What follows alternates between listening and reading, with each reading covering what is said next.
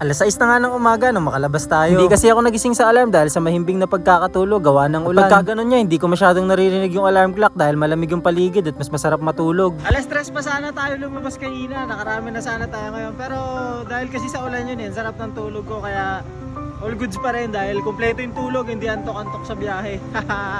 Let's go! At dahil nga sa tanghali na tayo lumabas, ito yung nadatnan ko sa kalsada, sobrang traffic. Na hindi naman normal, lalo dito sa may ina-areahan ko. Ilang street lang naman yan, pero dahil sa nakamotor tayo, walang problema sa atin yan. Overtake lang, syempre samahan natin ang pag-iingat. Nakakapagtaka lang dahil hindi naman ito yung normal na traffic dito at hindi umaabot ng ganito kahaba. Kaya para hindi mainip yung customer, gumawa na ako ng paraan. Pumasok na ako sa mga eskinita na kung saan hindi laging dinadaanan ng mga sasakyan. At ito yung advantage kapag kabisado mo na yung lugar. Mas magiging maayos at mabilis yung serbisyo natin sa mga customers. Kakabalik lang natin dito sa Ayala guys at ayun yung cellphone natin, nakatambay din sa motor natin. Tapos katabi yung dalawang malakas. Kaya sa tingin ko hindi na tayo papasokan dito. Aray ka, lipat na tayo sa McDo.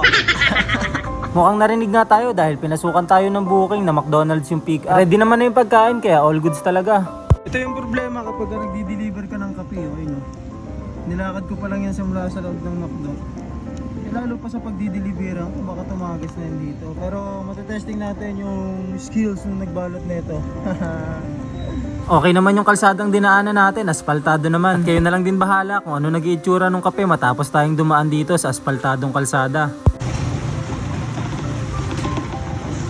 Matapos nga tayong bigyan ng booking, mukhang huli na rin ata yun. Dahil meron mga pagkain dito na wala na mga rider at ayaw pumasok sa atin. Kaya wala pa rin no choice kundi pumunta dito ulit sa may McDonald's. Tinabot na nga rin tayo dito ng ulan kaso wala pa rin booking na pumapasok. Pero dahil sa pagpaparinig ata natin, nahiya si Grab at binigyan ako ng 2 booking. At ready na parehas, i-deliver na lang.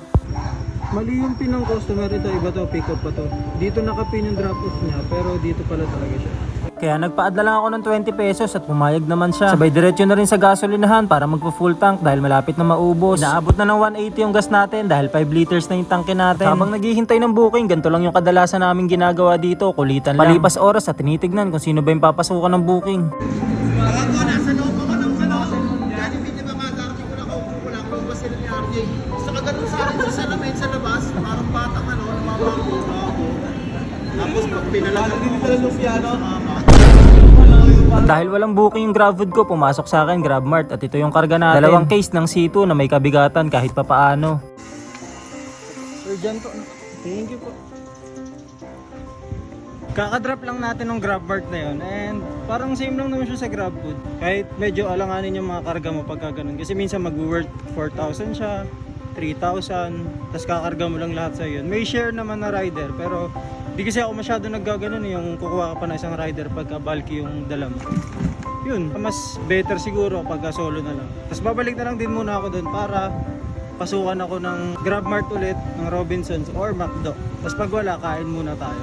Pero di pa nga ako nakakabalik sa may McDonald's, pinasukan ako ng hatak ang hindi naman ganun kalayuan pero pinuntahan ko na to at na-deliver ko na. Paalis na sana ako pero napansin ko yung kulan ko ang bilis bumaba dun sa may reserve. Pero dahil pala yun dito sa may host na may tumatagas. Ito nga yung mga abala na mapapatigil ka talaga sa trabaho kasi tuloy-tuloy din yung agos na ito kapag hindi ka huminto. Pero bakit ako titigil? Mababa pa yung kinikita ko kaya naisip ko na lang na solusyon dito ay kumain ako. Perfect combination, siomai rice na may sabaw ng pares. Ito yung kadalasang kinakain ng mga rider na lifesaver talaga kapag nasa kalsada ka. Gutom ka na, busog ka pa. At buti na lang nakasungkit pa ako ng isang delivery pang tapal doon sa may kinain ko. Papaano ba naman kasi isang oras isang booking yung pumapasok. Pero maswerte pa rin tayo kahit papaano may pumapasok, hindi kagaya yung sa tropa natin. lompat ka. Nakailan ka na?